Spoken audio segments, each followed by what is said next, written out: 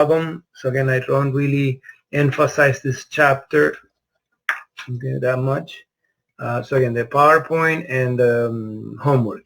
And then the one that we're going to be working with today is we're going to hopefully finish it, cost behavior. Okay, so we started this last class, and I'm going to finish it today. Okay, so last class, can somebody tell me what we said about variable cost? You know, those are the costs that they behave how? So variable cost is the more you produce, the more variable cost you have.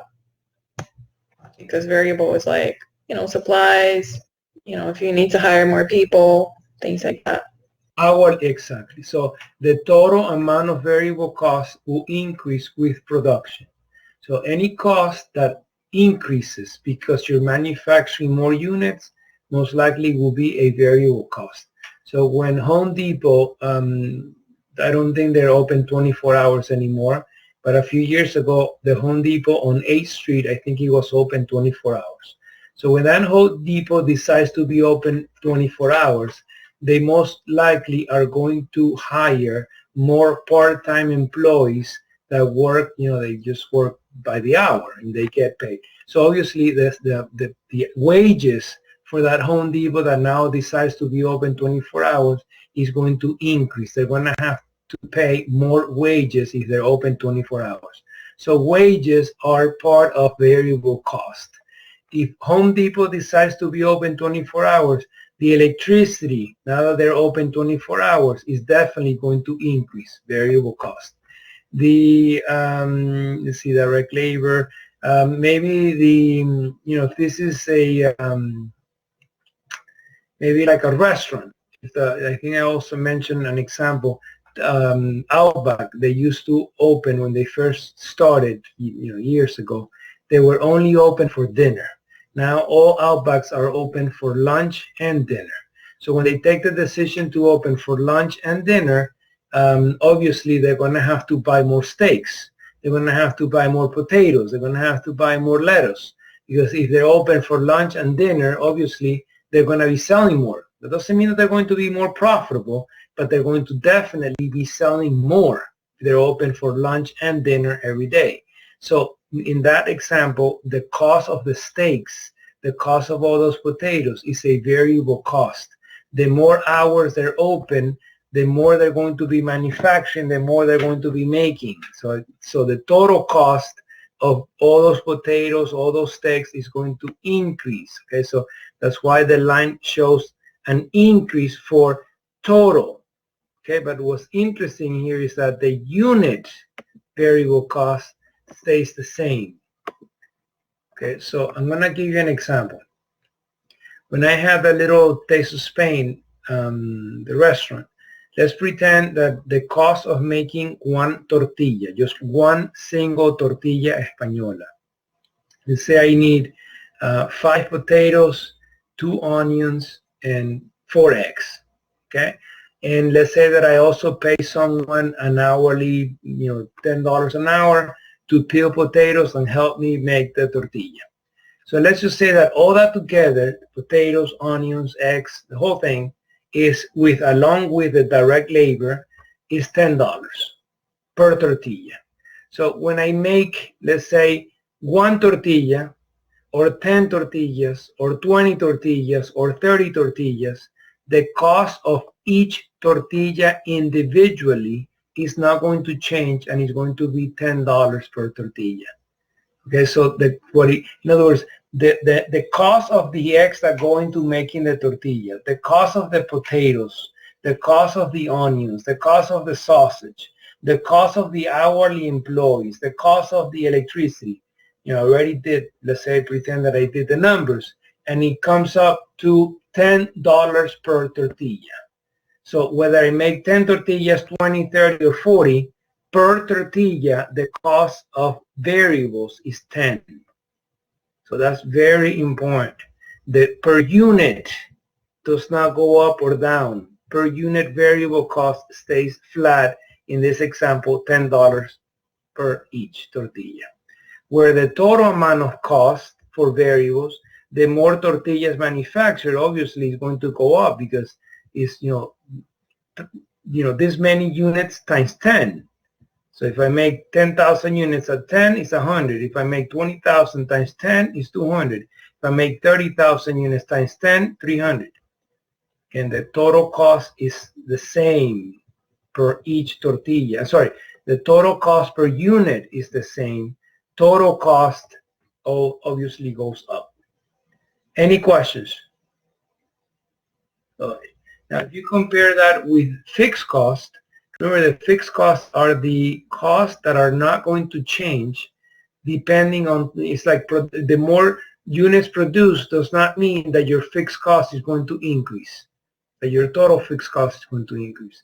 So examples of fixed costs are salaries. Examples of fixed costs are rent. Maybe examples of fixed costs will be insurance. So some insurance, property taxes. So regardless of what you're producing, the amount of a salary stays the same. So that's why you're going to see that the line here for fixed cost,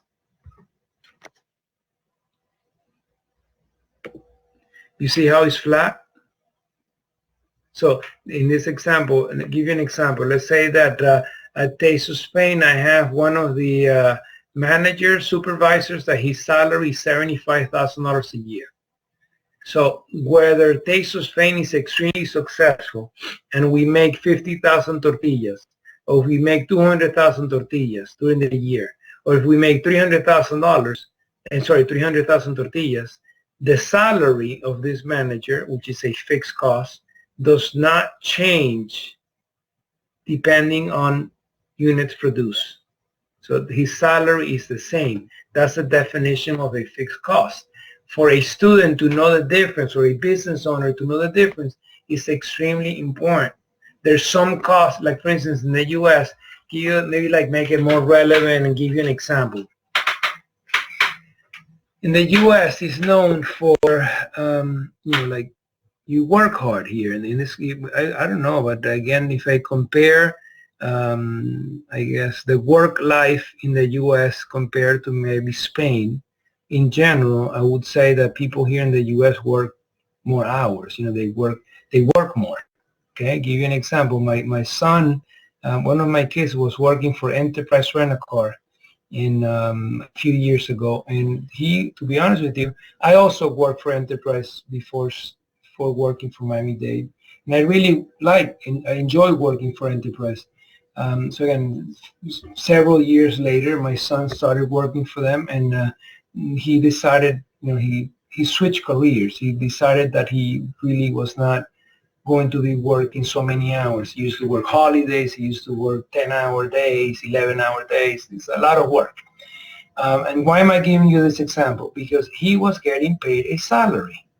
For Enterprise Rent-A-Car, his salary, the salary that Enterprise was paying my son, is a fixed cost. So, when they would, sometimes he would work at the airport. So that location was practically open 24 hours. So that salary, and he's expected to work 12, 13, 14 hours each day, let's just say, is a salary employee. It does not change. He doesn't get paid more or less if we rent more cars or we don't rent cars. He gets paid the same. That's the definition of a fixed cost. As opposed to maybe someone at Enterprise that he would just maybe like wash the cars, that he will get paid, I don't know, $10, $12 an hour part-time. That's the difference. So again, knowing the difference between a fixed cost and a variable cost is going to make a big difference when we start using formulas like break-even in the next few minutes, okay? Now, the next thing will be unit fixed cost. Just like the total amount of rent or the total amount of a salary employee or the total amount of insurance is the same, it does not go up and down. Look what happens to the unit fixed cost.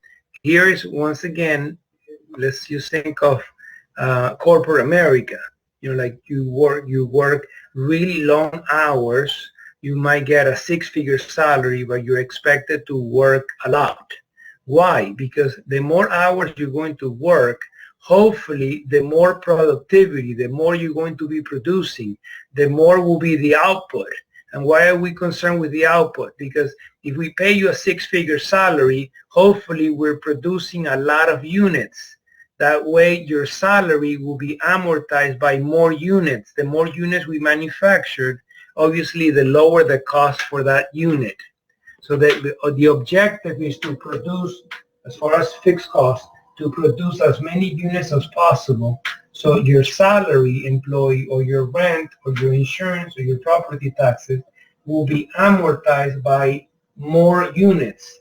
The more units you're producing, the lower the cost per unit. If you don't make that many units, your fixed cost will have to be amortized by very few units. Your product will be very expensive and you will be out of business. Okay, so that's the idea in manufacturing. Is like you try to make as many units as possible, be cost effective. And how are you cost effective? By hopefully producing a lot with as little as possible. Okay, any questions? Okay, and then the last one is sometimes there is a combination of both. I'll give you examples. You know, when I had Days of Spain, I used to rent machinery and they would charge me like a flat fee per day and then an extra cost depending on hours of use or depending on miles driven. Okay, so you might get $20 a day for renting this car plus 50 cents a mile. So the more miles you drive, obviously the more you're going to be paying because you pay the fee that is a daily fee plus the excess. So that's an example of a mixed cost. It's something that behaves, you know, part variable, part fixed. So in this example, the fixed is the 15,000, and what makes this line go up is the variable portion. Okay, now again, I'm going to give you a couple of examples from the homework, and you're going to tell me, you know, if I tell you the cost of materials per unit, the cost of materials per unit. Does it behave like this, or like that? Okay, so let's see.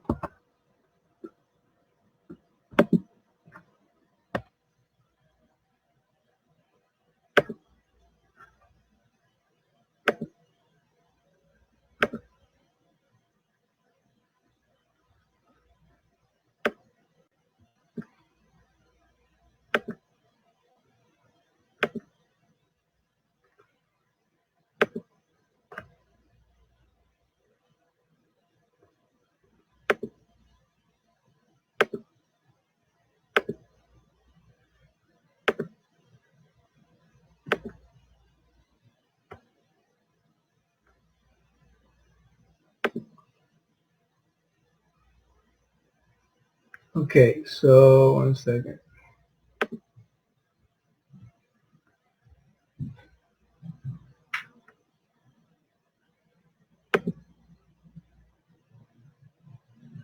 Okay, so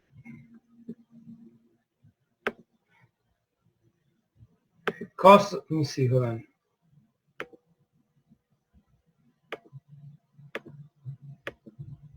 Okay, so let's see, Rafael, is Rafael here? Is Rafael here?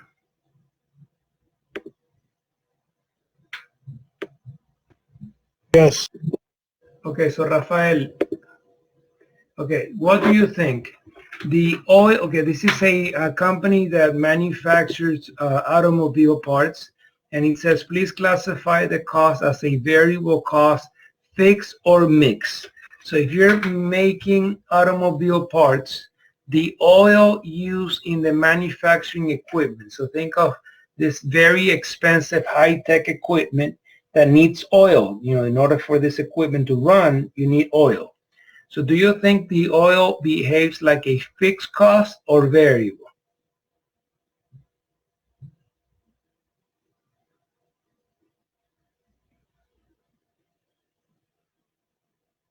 Rafael? It's okay if you make a mistake.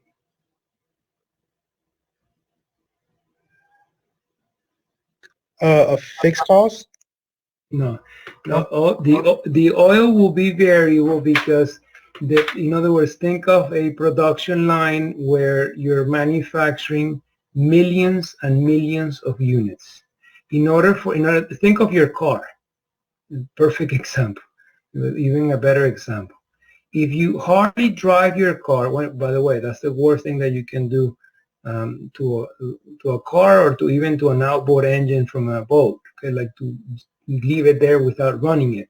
But I guess the example I'm trying to give is that if you don't drive your car as much, okay, let's say that you only drive 10 miles a week, okay, you won't need to change the oil for a very long time. If you only drive 10 miles a week, imagine if you put, let's say, synthetic oil, I think you can do what, 4,000 or 5,000 miles, I think.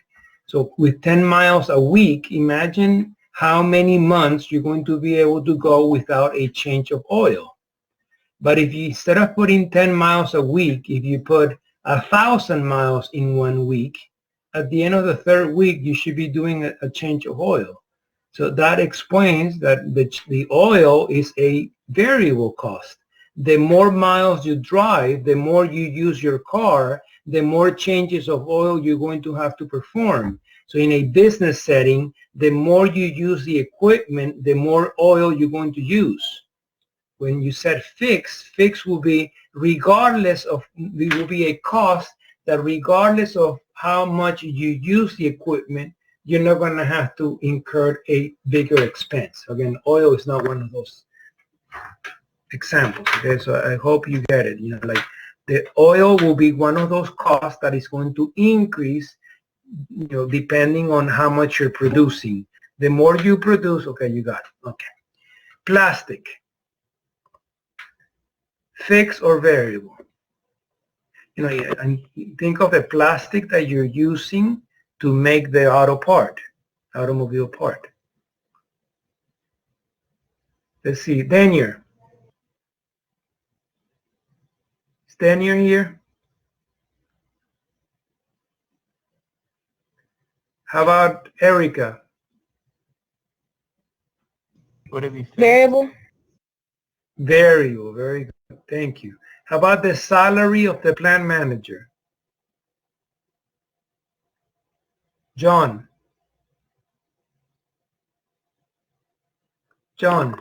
the salary of a plant manager. Okay, no problem. Okay, that's fine. How about Vanessa? Thank you for telling me, John. Won't it be fixed if they get Yes, the same thank salary? you. Thank you very much. Yes, salary will be fixed. Okay, very good. How about this one? Rent on warehouse, $10,000 a month plus $25 per square foot. Variable, fixed, or mix?